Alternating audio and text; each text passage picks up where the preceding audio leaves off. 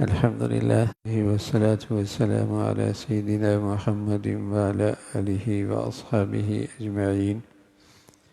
الحمد لله والصلاة والسلام على سيدنا محمد وعلى آله وأصحابه أجمعين.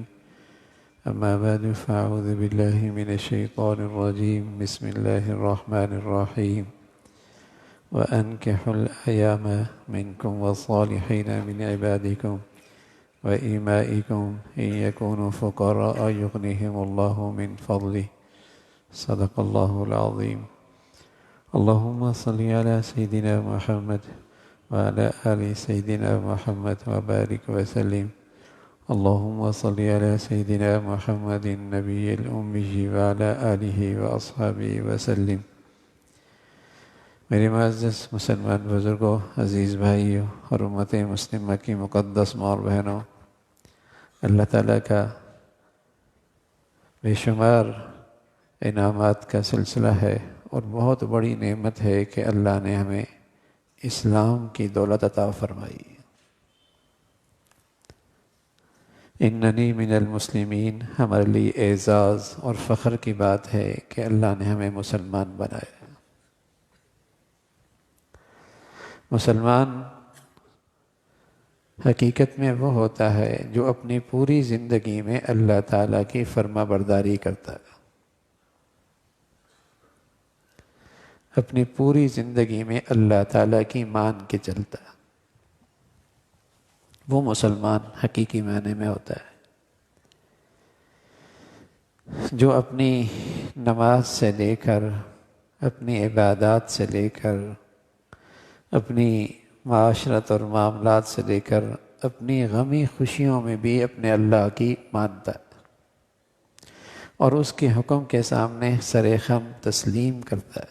وہ مسلمان کہلاتا ہے. ادخلوا فی السلم کافہ، مسلمانوں اسلام میں پورے داخل ہو جاؤ، پورے اسلام میں آ جاؤ. تم پورے طور پہ اندر آ جاؤ، پورے اسلام میں آ جاؤ.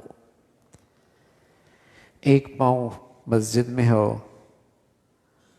باقی حصہ باہر ہو، تو کوئی نہیں کہتا یہ مسجد میں داخل ہو گیا، یہ مسجد میں ہے.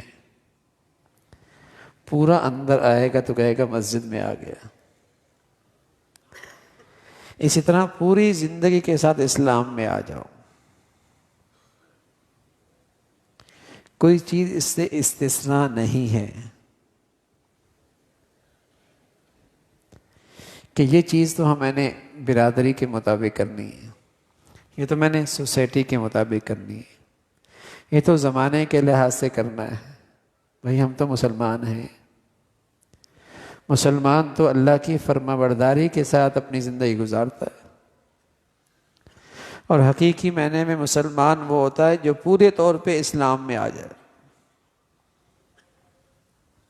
دو چیزیں ہم نے آج بالکل ہی اسلام سے خارج سمجھ رکھی ہیں.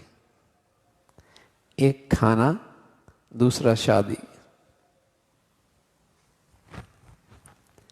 حالانکہ دونوں اسلام کا بہت بڑی عبادتیں ہیں، عظیم الشان عبادتیں ہیں. پیارے نبی صلی اللہ علیہ وسلم کھانا کھلا رہے، ایک چھوٹا سا بچہ آیا. بچے ہوتے ہیں. ایک دم کھانے کی طرف اس نے ہاتھ بڑھایا. آپ نے ہاتھ پکڑا، کہا بیٹے سم اللہ،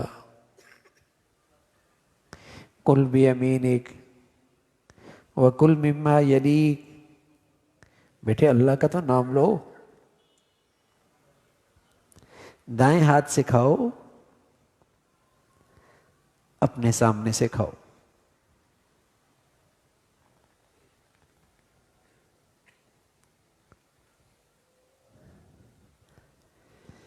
یہ دونوں چیزیں آج مسلمانوں نے اسلام سے خارج سمجھ رکھی ہیں کہ جیسے مرضی کر لو. نماز تو اسلام کی طرح پڑھے گا، روزہ تو اسلام کے مطابق رکھے گا، عمرہ تو اسلام کے مطابق کرے گا. یہ مسلمانوں کی طرح نہیں کرے گا.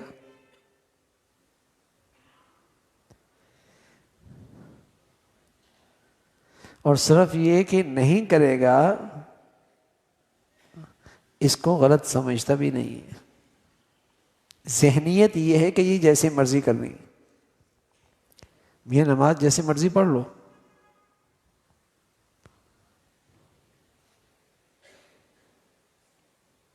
روزہ جیسے مرضی رکھ لو. وہاں تو اسلام کی تعلیمات کا، شریعت کا لحاظ ہے. کھانا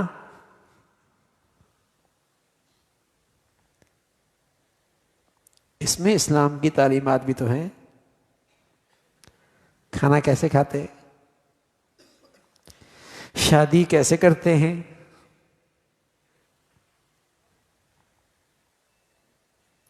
یہ تو اسلام کا حسن ہے، یہ تو اسلام کی خوبصورتی ہے کہ جو مرد عورت میں ایک جنسی جذبہ ہے، جنسی خواہش ہے، اس پر پابندی نہیں لگائی. یہ تو اسلام کا حسن ہے، اعتدال والا دین ہے کہ مرد عورت میں ایک دوسرے کی طرف رغبت ہے، جنسی خواہش ہے، اندر ایک جنسی جذبہ ہے. مرد صحت مند ہے تو عورت کی طرف اس کا میلان ہے، عورت صحت مند ہے تو مرد کی طرف اس کا میلان ہے. اس فطرتی جذبے پہ پابندی نہیں لگائی، حلال راستہ بتایا. اور ساتھ یہ بتایا کہ یہ حلال راستہ ہے. فَمَنِ ابْتَغَىٰ وَرَاءَ ذَٰلِكَ فَأُولَٰئِكَ هُمُ الْعَادُونَ. اگر اس حلال راستے کو چھوڑا تو پھر تم تباہی کی طرف چل پڑو گے، پھر فساد کی طرف بڑھو گے. اس لیے کہ اس حلال کے علاوہ جتنے طریقے حرام ہیں، اگر وہ معاشرے میں شروع ہو گئے پھر معاشرہ فتنوں فساد کا نمونہ بنے گا، فساد گاہ بن جائے گی. حلال راستہ. اب اس حلال راستے کے لیے بتایا کہ اسے آسان کر دو، اسے عبادت ہی رہنے دو،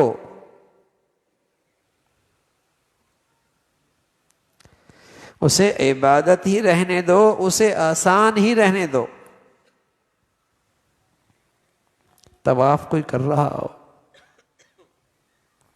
اور اس میں موسیقی بھی سن رہا ہو، نفل پڑھ رہا ہو، ناچ گانا بھی سن رہا ہو، بتائیے عبادت ہوگی؟ شادی کر رہا ہو اور یہ سب کچھ کر رہا ہو،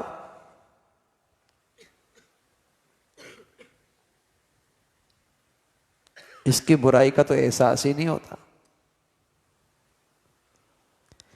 کہ میں اپنے بچے بچیوں کی عبادت تو کر رہا ہوں لیکن عبادت کے بغیر،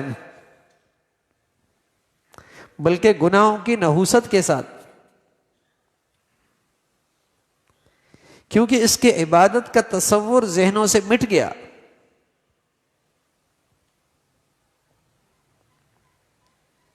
یہ بھی کوئی عبادت؟ حالانکہ یہ ایسی بڑھیا عبادت ہے. نماز پڑھی، سلام پھیرا، عبادت ختم. تلاوت شروع کی، زبان رکی، عبادت ختم. روزہ رکھا، افطار کیا، عبادت ختم. حج کیا، احرام اتارا، عبادت ختم. یہ نکاح کی عبادت ایسی عبادت ہے جب تک میاں بیوی محبت سے رہ رہے ہیں، مسلسل عبادت میں.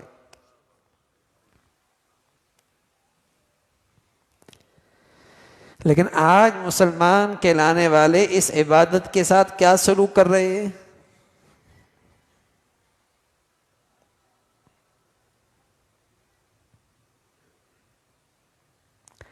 عیسائیوں کی طرح تو ہے نہیں کہ اگر اللہ کا قرب پانا ہے تو پھر نکاح سے کنارہ کشی اختیاری کرنی ہوگی. جیسے ان کے راہب خانقاہوں میں رہتے ہیں، نکاح نہیں کرتے کہ نفس کو کچلیں گے تو بڑی بزرگی آئے گی. ان کی عورتیں، عیسائی عورتیں نن جو خانقاہوں میں رہتی ہیں،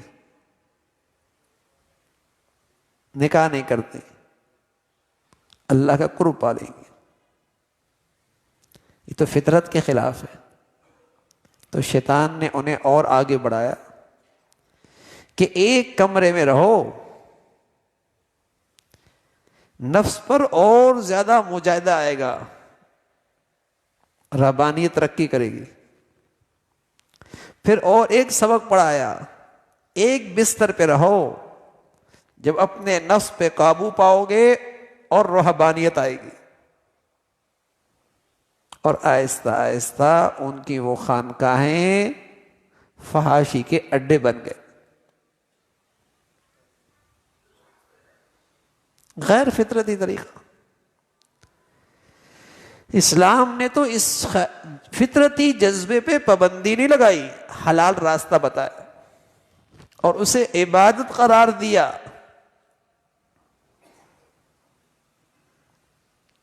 اس تعلق کو عظیم الشان اجر و ثواب کا باعث بتایا. ایک صحابی کہنے کہ یا رسول اللہ، ہم جو اپنی زوجیت کا تعلق قائم کرتے ہیں وہ اپنی نفس کی خاطر کرتے ہیں، اس پر بھی ثواب ملے گا. اللہ کے نبی صلی اللہ علیہ وسلم نے فرمایا اگر تم حلال طریقے سے نہ کرتے تو حرام طریقے سے کرتے نا. کہاں؟ تو فرمایا تم حرام سے بچ گئے، حلال راستہ اختیار کیا، اس پر بھی اجر و ثواب ہے. یہ بھی عبادت ہے.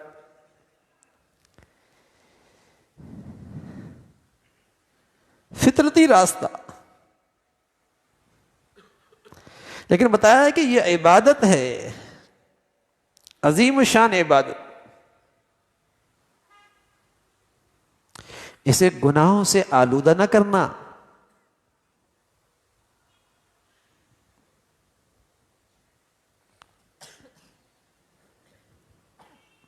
اس کو نیکی ہی رہنے دینا عبادت ہے. اس لیے اس کا جو خطبہ ہے، اگر کہیں عربی میں اس کا خطبہ ہو رہا ہو، پڑھنا تو سنت ہے، لیکن جہاں ہو رہا اور آواز پہنچ رہی ہے تو اس کا سننا واجب ہے. جیسے عید کا خطبہ سننا واجب ہے، جیسے جمعے کا خطبہ سننا واجب ہے، ایسی اس خطبے کا سننا بھی واجب ہے، آواز آ رہی ہو تو.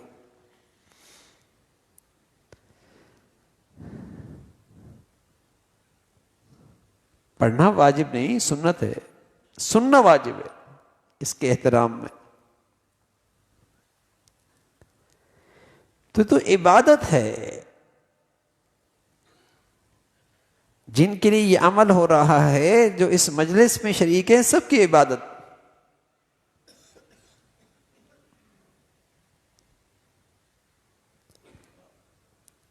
تو شریعت کے مطابق مسلمان ہے، اور مسلمان تو وہ ہوتا ہے جو اپنی خوشیوں کو بھی اسلام کی زندگی میں ڈھالتا ہے.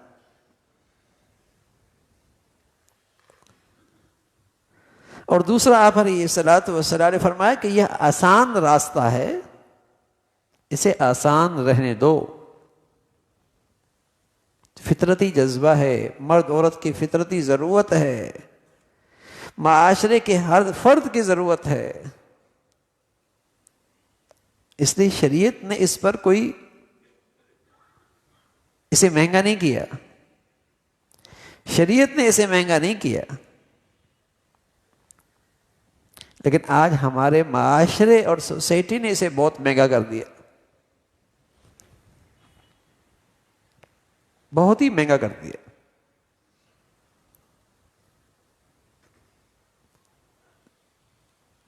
آسان سا عمل اور مشکل بنا دیا. لیکن رسول اللہ صلی اللہ علیہ وسلم نے فرمایا اعظم النکاح برکتاً ایسرہ مؤونہ، اللہ اس نکاح میں بہت برکت دے جس میں لڑکے اور لڑکی والوں پر بوجھ کم ہو۔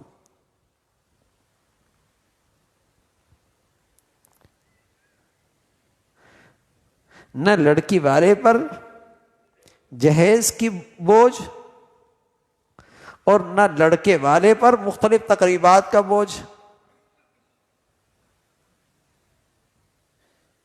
ہلکا پھلکا۔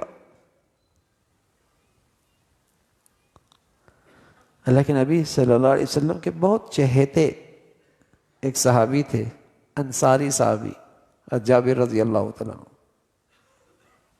بیٹھے ہوئے تھے، تذکرہ آ گیا کہ یا رسول اللہ نے شادی کر لی ہے۔ آپ علیہ الصلوۃ والسلام نے فرمایا کنواری سے کی ہے یا بیوہ سے کی ہے؟ کہنے لگے یا رسول اللہ میری 6 چھوٹی چھوٹی بہنیں تھیں، تو میں نے کہا پختہ عمر والی عورت سے شادی کروں جو ان میری بہنوں کو بھی سنبھال سکے۔ حضور علیہ الصلوۃ والسلام نے دعا دی۔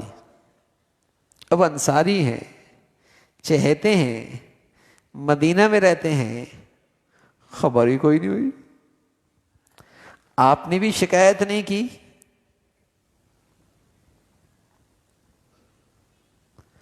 عشرہ مبشرہ میں سے ہیں، ابتدائی مسلمانوں میں سے ہیں، بہت بڑے صاحب مال ہیں، عبد الرحمن بن عوف رضی اللہ عنہ، عشرہ مبشرہ میں سے، ان خوش نصیب لوگوں میں سے جنہیں اللہ کے نبی نے اس دنیا میں جنت کی بشارت دی ہے۔ ابتدائی دور میں ہونے والے مسلمانوں میں سے ہیں، ان کا ایک خاص مرتبہ ہے، خاص شان ہے، اللہ نے دولت بھی بہت دی، خوشبو کا داغ لگا ہوا تھا زرد رنگ کا۔ کہا عبد الرحمن یہ کیا؟ کہ اللہ کے نبی شادی کر لی، شادی کی ہے میں نے۔ اس زمانے میں مدینہ منورہ کتنا ہوتا تھا کہ آج جہاں جنت البقیع ہے یہ شہر سے باہر ہوتی تھی۔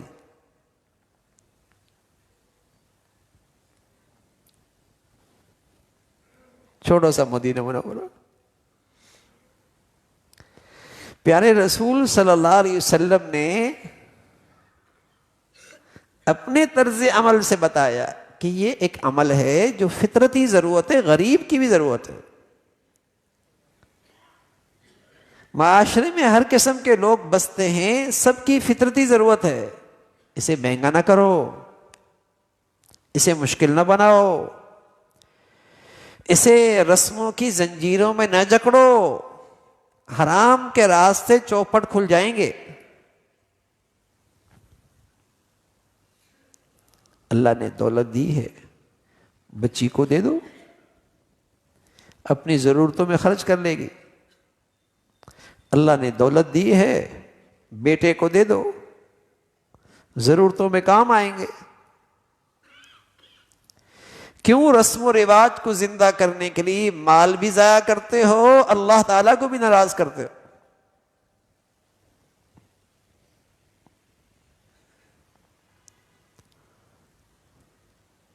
مشکل نہ بناؤ، بوجھ نہ بناؤ معاشرے کے لیے۔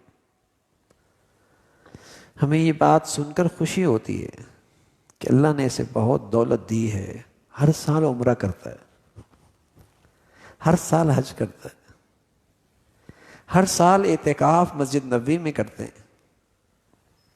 لیکن کیا یہ اچھا ہے صاحبی حیثیت لوگوں کے ہاں سے یہ بھی آواز آئے اللہ نے دولت بہت دی ہے، بیٹے بیٹیوں کی شادی سنت کے مطابق کی؟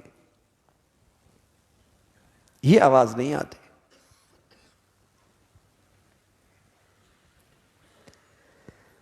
اللہ نے بہت دیا ہے، شادی سنت کے مطابق کی، جب اوپر سے برائی آتی ہے تیزی سے نیچے پھیلتی ہے، اور جب اوپر سے نیکی ہوتی ہے یہ خیر بھی معاشرے میں تیزی سے پھیلتی ہے۔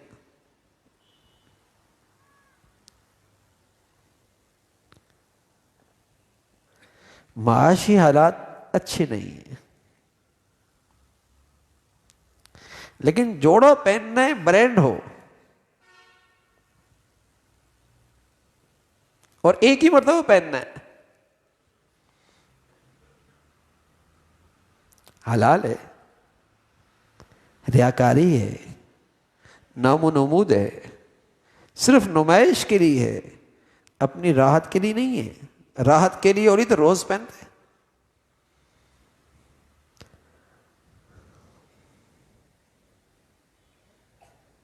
صرف نمائش۔ اللہ میاں پوچھیں گے کہ دولت جیسی نعمت دی تھی اس لیے دی تھی کہ معاشرے کے رواج خراب کر دو، معیار خراب کر دو، سوسائٹی کا اسٹیٹس خراب کر دو؟ اس لیے دولت دی تھی۔ تبھی تو اللہ کی طرف سے ناراضگی ہے کہ یہ مال جس میں اللہ کی نعمتوں کی، اللہ کی اس نعمت کی ناشکری ہوتی ہے، وبال بن جاتا ہے، وبال بن جاتا ہے۔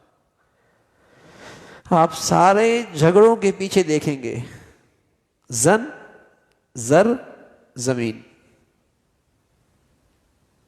سارے جھگڑوں کے پیچھے آپ دیکھیں گے زن، زر، زمین۔ جب اس مال سے اللہ کا حکم نکلا، اس نعمت کی یوں ناشکری ہوئی، اس میں خیر نہیں رہی، اس میں اچھائی نہیں رہی۔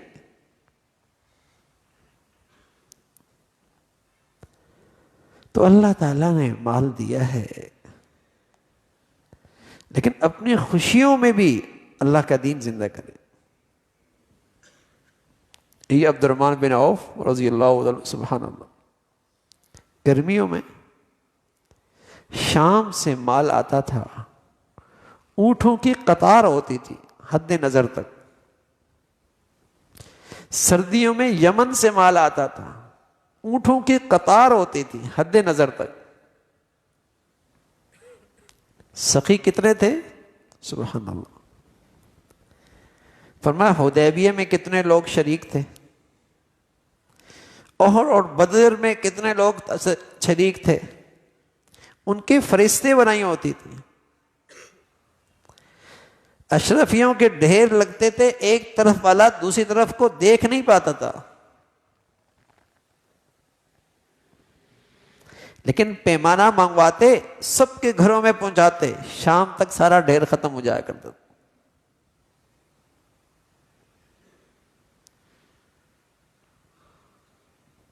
سخی اتنے تھے،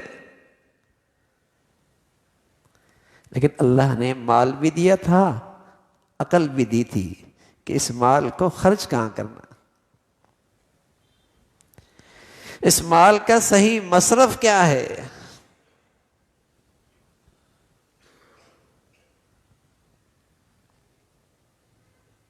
خرچ کہاں کرنا۔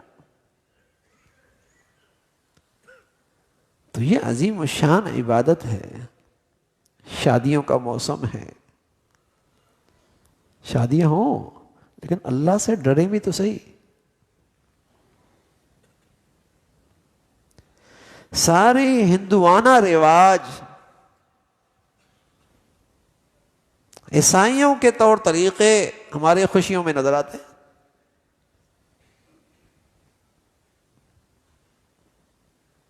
کہنے میں مسلمان ہیں،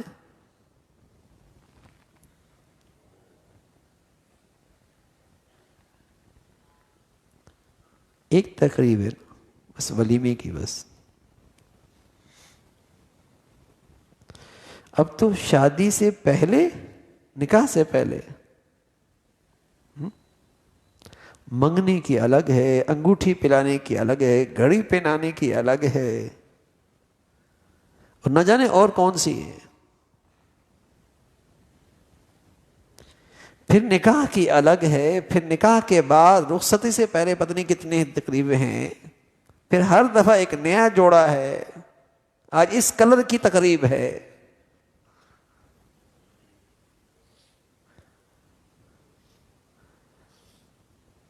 بڑھتی چلی جا رہی، اور صرف نام و نمود، صرف دکھلاوا. مال بھی برباد کیا، اللہ تعالیٰ کو بھی ناراض کیا، اور معاشرے کے لیے مشکل کھڑی کر دی. اس لیے کہ جب حلال مہنگا ہو جائے گا، حرام سستا ہو جائے گا. جب ہم حلال مہنگا کر دیں گے، حرام سستا ہو جائے گا، برائی کے راستے چوپٹ کھل جائیں گے. ہم نے حلال مشکل کر دیا نا. جس کے گھر میں بیٹی ہیں وہ سوچتا ہے بیچارہ کہ میں معاشرے کے یہ تقاضے کیسے پورا کروں. زندگی گزر رہی. اللہ کے رسول اللہ صلی اللہ علیہ وسلم نے فرمایا، کسی کی بیٹی کا رشتہ آئے اور وہ ظاہری دیکھنے میں دینداری کے لحاظ سے اچھا لگے، کفر و برابری کا ہو، تو انکار نہ کرو، انکار نہ کرو، ورنہ فتنہ بڑھیں گے، ورنہ معاشرے میں فساد بڑھے گا. اب یہ سب کچھ ہے لیکن جہیز نہیں ہے.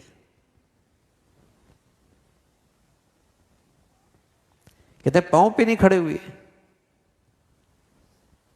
اور وہ پاؤں پہ کھڑا ہوتے ہوتے بیچارے کے گھٹنوں میں درد، کمر میں درد. سوسائٹی کے تقاضے اتنے ہیں.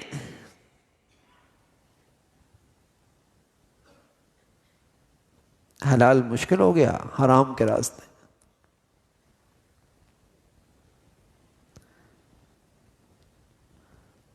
اندر جذبہ تو ہے نا، خواہش تو ہے، بچی ہے، بچہ ہے، انسان تو ہے نا. لیکن اب حلال کے راستے اسے بند نظر آئیں گے، اپنی جوانی ضائع کرے گا، برائی کی طرف جائے گا. اسے آسان کر دیتے. دین تو آسان ہے بھائی، دین تو آسان ہے. اور دین فطرتی جذبات اور فطرتی خواہش کی ہمارا دین رعایت رکھتا ہے. مشکل کر دیا.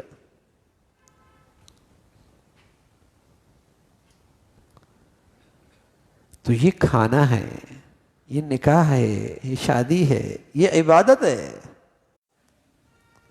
یا غیر مسلموں کو طرح نہیں کہ ایک مرد عورت کا صرف ملاپ ہے نا، یہ عبادت ہے.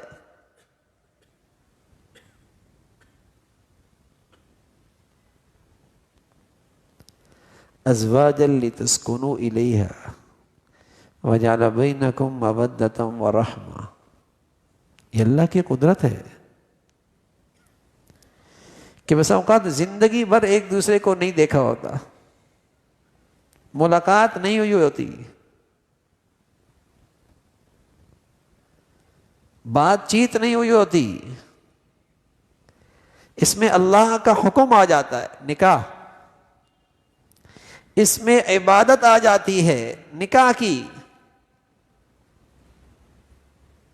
اس میں اللہ کا حکم پورا ہو رہا ہوتا ہے. اور فرمایا ایسی محبتیں پیدا ہو جاتی ہیں کہ زندگی ایک دوسرے کے لیے سکون کا باعث بنتی ہے.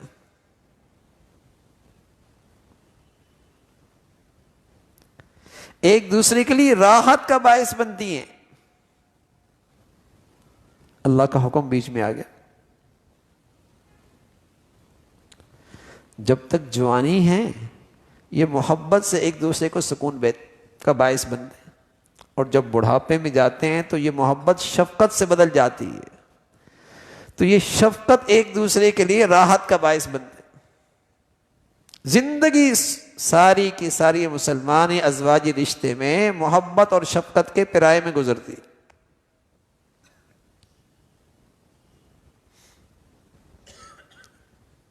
یہ مسلمانوں کا ازواجی رشتہ ہے. جس قدر اس میں اللہ کا حکم پورا ہوتا ہے اسی قدر اس رشتے کی مٹھاس بڑھتی رہتی ہے.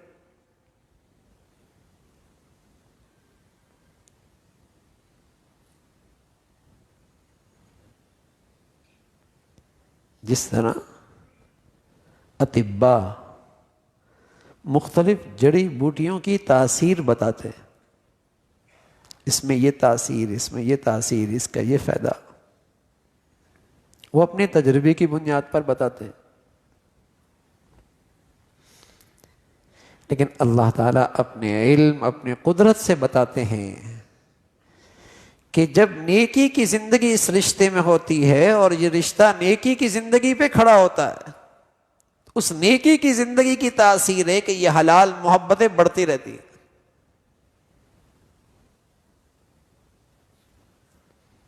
یہ کوئی تجربے کی بات نہیں،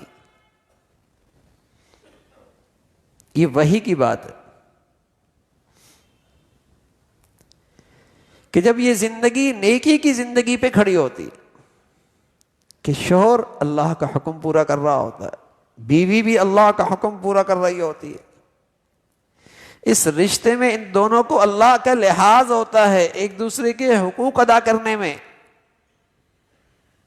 نیکی پہ زندگی کھڑی ہوتی ہے، اللہ تعالیٰ اس حلال رشتے کی محبتیں بڑھاتے رہتے.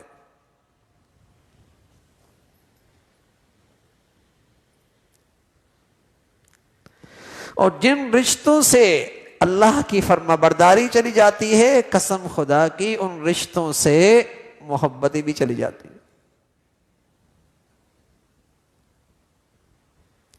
ان رشتوں سے باہمی رشتے کی وفاداری بھی چلی جاتی ہے.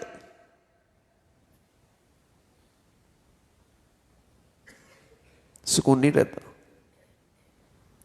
وفا نہیں رہتی. اس لیے آپ دیکھیں گے ڈگریاں ہوں گی، معاشی خوشحالی ہوگی، بظاہر دونوں پڑھے لکھے ہوں گے، بظاہر دونوں کماتے ہوں گے، معاشی حالت دونوں کی اچھی ہوگی، دونوں کے خاندان بھی کھاتے پیتے ہوں گے، لیکن بدقسمتی سے ان کی زندگی سے اللہ کی فرما برداری نہیں ہوگی، نیکی نہیں ہوگی، گھر نہیں چلے گا، گھر نہیں چلے گا، محبتیں نہیں رہیں گی،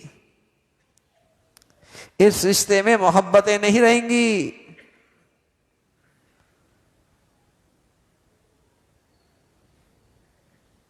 صدیاں ہو گئی نا، زہر کا اثر آج بھی ہے نا، آدمی مر بھی جاتا ہے. صدیاں گزر گئیں، چینی میں آج بھی تاثیر ہے نا، مٹھاس ہے، یا بدل گیا تاثیر؟ ایسی میرے عزیزو نیکی کی تاثیر آج بھی ہے اور برائی کا ریئیکشن آج بھی ہے، نہیں بدلا، یہ رنگ نہیں بدلا.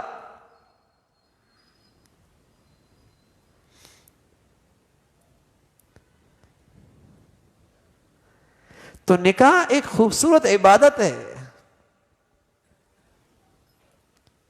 ازواجی رشتہ ایک عبادت کی زندگی کا نام ہے. اور پھر اس میں جو وہ محبتیں بڑھتی ہیں ایک دوسرے کے لیے راحت اور سکون کا باعث بنتی. اللہ حفاظت فرمائے، جب بنیاد ہی اللہ کی نافرمانی پہ کھڑی ہوئی پھر اس کی نحوست تو ہوتی ہے نا. کتنی مثالیں ہیں آپ کے کانوں میں پڑی ہوں گی، بڑی دھوم دھام سے شادی ہوئی، کتنے مہینے چلی، کتنی چلی،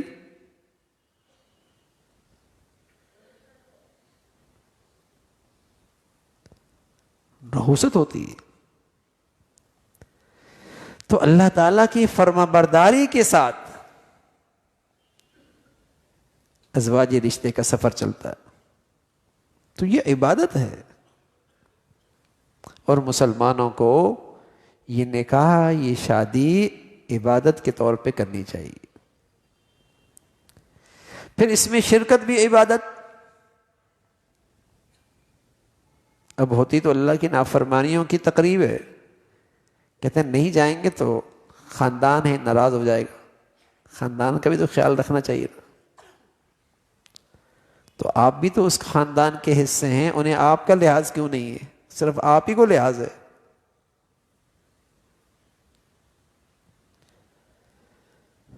آپ بھی تو خاندان کے حصہ ہیں، انہیں کیوں یہ فکر نہیں ہے کہ آپ ناراض ہو جائیں گے؟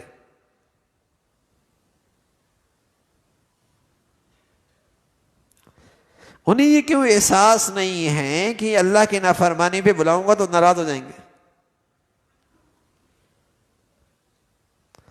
لا طاعت المخلوق فی معصیت الخالق. مخلوق کا وہ حق ادا نہیں ہوا کرتا جس میں خالق کی ناراضگی ہو. مخلوق کے ساتھ وہ خیر خائی نہیں ہوتی جس میں اللہ کی نافرمانی ہو.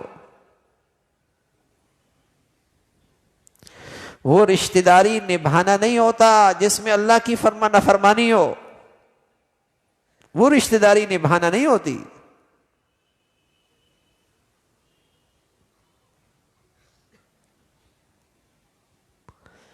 آج ہم نے آواز اٹھانا چھوڑ دی، اس لیے شریف گھرانوں کی شادیاں بھی گناہوں کا مجموعہ بنتی چلی جا رہی.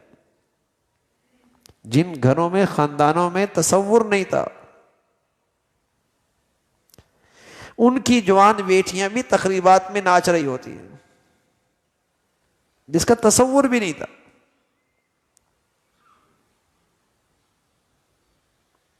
کیوں؟ روک ٹوک ختم ہو گئی، کہنا سننا ختم ہو گیا. نمازیں بھی چل رہی ہیں، روزے بھی چل رہے ہیں، اور شادیوں میں تقریبات میں ہندوانہ طور طریقے بھی چل رہے ہیں.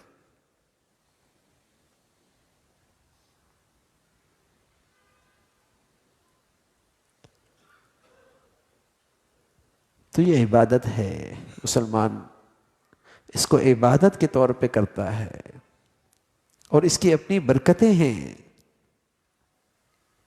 اللہ رب العزت نے جو یہ فطرتی جذبہ پیدا فرمایا مرد عورت میں، عورت کے لیے مرد کے لیے، اس کے لیے جو حلال راستہ نکاح ہے، یہ نسل انسانی کا اضافہ ہونے کا ذریعہ ہے. نسل انسانی کے ترقی کا ذریعہ ہے. یہ تو عبادت ہے مسلمانوں میں.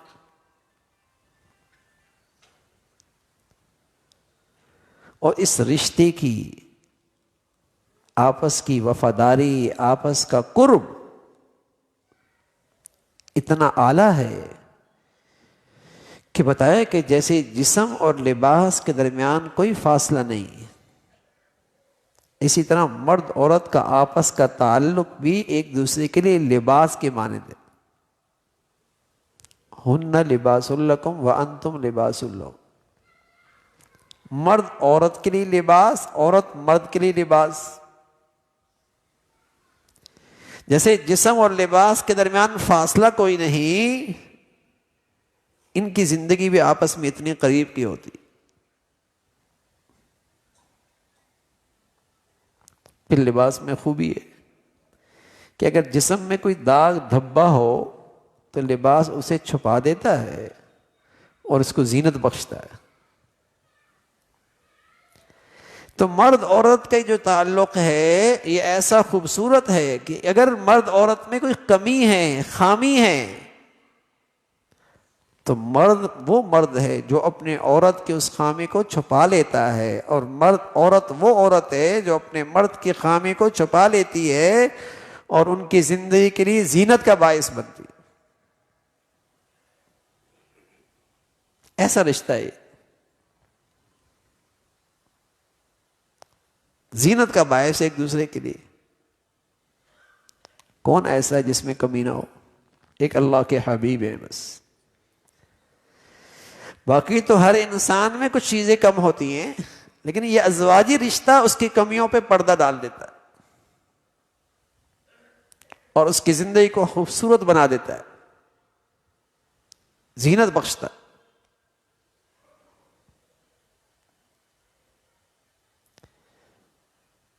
پھر جب آپ کھانا کھانے لگتے ہیں تو اپنے دامن پہ رومال رکھ لیتے ہیں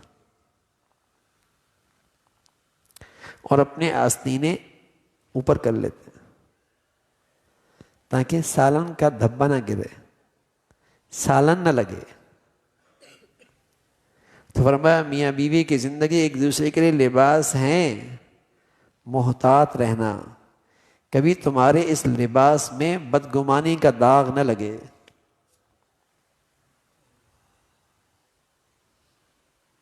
کبھی اس رشتے پہ بدگمانی کا داغ نہ آنے پائے، سنبھال کے رکھنا.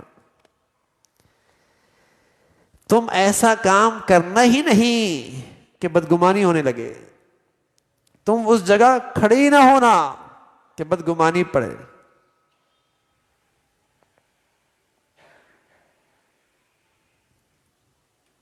اب تو یہ موبائلوں نے بربادی پھیر دی نا گھروں میں، اعتماد ہی ختم ہو گیا.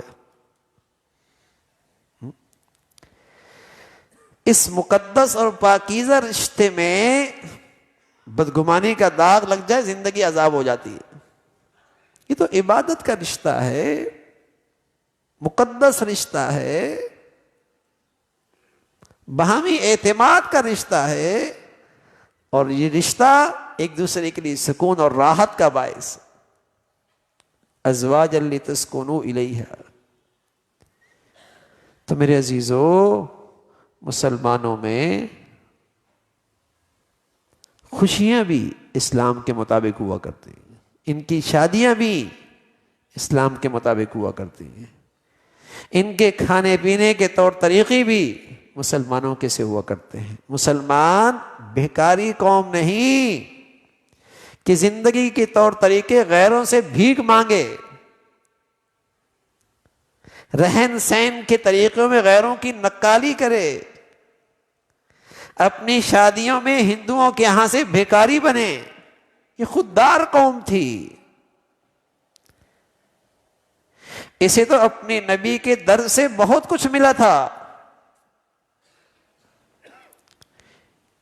اس کے تو جہاں عبادت کے طریقے اپنے ہیں وہاں خوشی اور نکاح کے انداز بھی اپنے. یہ بھیکاری قوم نہیں ہے، اس کے اپنے طور طریقے کہ لاکھوں میں ہو پہچانا جائے یہ محمدی ہے، یہ مسلمانوں کی شادی ہے. اب کہاں لگتا ہے؟ ایک طرف ہندو کو ہو رہی ہو، ایک طرف عیسائی کی ہو رہی ہو، کہیں مسلمان کی ہو رہی ہو، پہچان ہوتی ہے.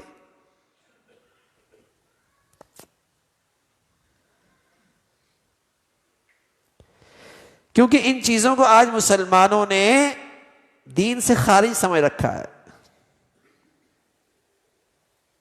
یہ جیسے مرضی کر لو.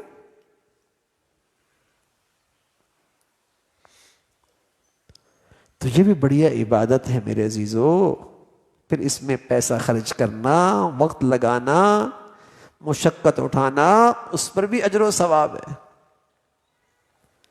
لیکن شریعت کے خلاف اگر کوئی کام کریں گے، اللہ کو ناراض کر کے کریں گے، پیسہ بھی ضائع کیا، وقت بھی ضائع کیا، اور اپنے بچیوں کی اس زندگی کے اس سفر میں اہم موقع پہ گناہوں کی نحوست بھی شامل کر لی.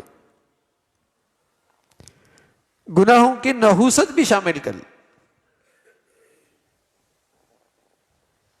ڈر ہے نا، لوگ کیا کہیں گے، دنیا کیا کہے گی. ایک بزرگ تھے حضرت شیخ الحدیث مولانا زکریا رحمۃ اللہ علیہ، فرمایا میں نے 16-17 بھتیجے بھانجے نواسوں کی شادیاں کی، اور اتنی دیر لگی جتنی 2 رکعت سنت پڑھنے میں دیر لگتی ہے. لوگ کہتے تھے زکریا ناک کٹ جائے گی، جب بعد میں نے ہاتھ لگایا تو ناک تو سلامت تھی. ناک تو ان کی کٹتی ہے بھائی جو دنیا کو راضی کرنے کے لیے پیسہ ضائع کرتے. اللہ کو راضی کرنے کے لیے کوئی زندگی کی ہمت بڑھائے اس سے ناک نہیں کٹتی.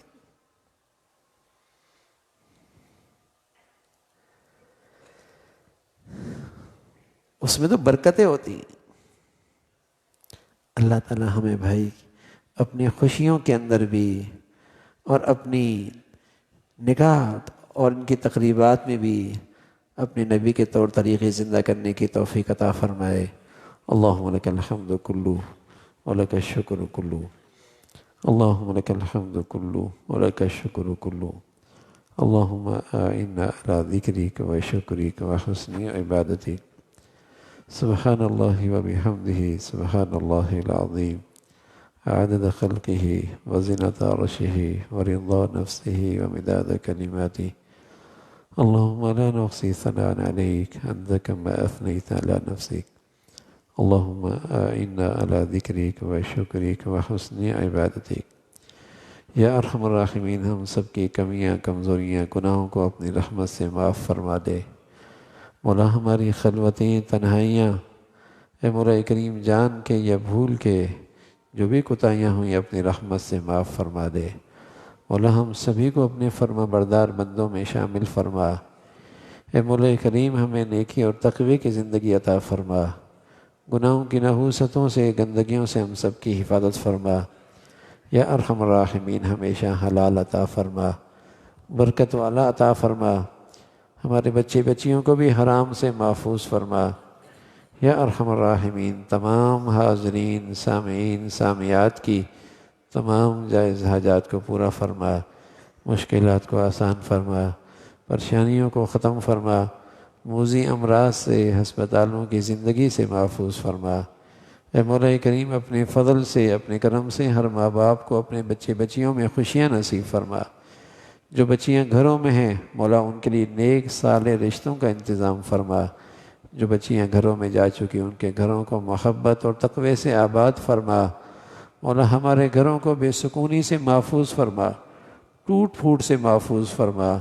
اے مولا کریم برکتوں والی زندگی عطا فرما. راحت اور سکون والی زندگی عطا فرما. ہمیشہ گھروں میں محبتوں والی اعتماد والی زندگی عطا فرما. ہمارے گھروں کو غلط فہمیوں سے بدگمانیوں سے ٹوٹ پھوٹ سے محفوظ فرما.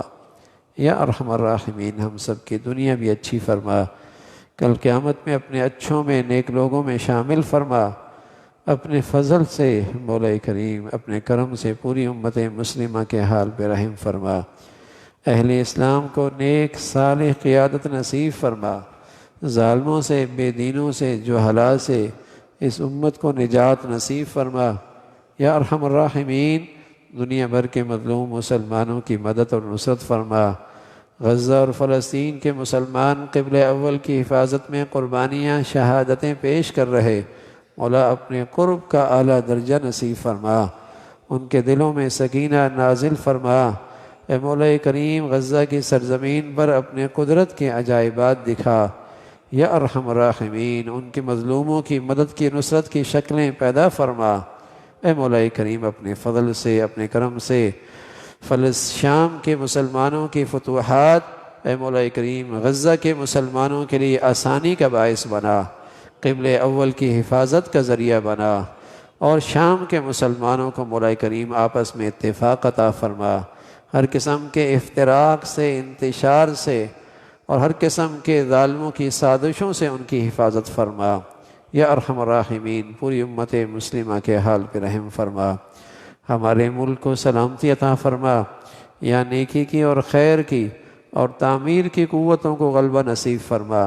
تخریب کی اور بے دینی کی طاقتوں کو نیست و نابود فرما. یا ارحم الراحمین ہمارے ملک کو ظاہری باطنی ترقی عطا فرما. ایمان ہدایت کی فضاؤں کو عام فرما. ہماری زندگیاں صلاحیتیں وسائل اس کے لیے قبول فرما. اے مولا کریم مسلمانوں میں ایمانی اسلامی وحدت پیدا فرما. اسلامی ایمانی بھائی چارہ عام فرما. رنگ نسل وطن علاقے عصبیت اور لسانیت کے جتنے باطل ہیں، اللہ اہل اسلام کو اس سے محفوظ فرما۔ ربنا تقبل منا انك انت السميع العليم وتب علينا انك انت التواب الرحيم، وصلى الله على سيدنا محمد وعلى آله وأصحابه أجمعين برحمتك يا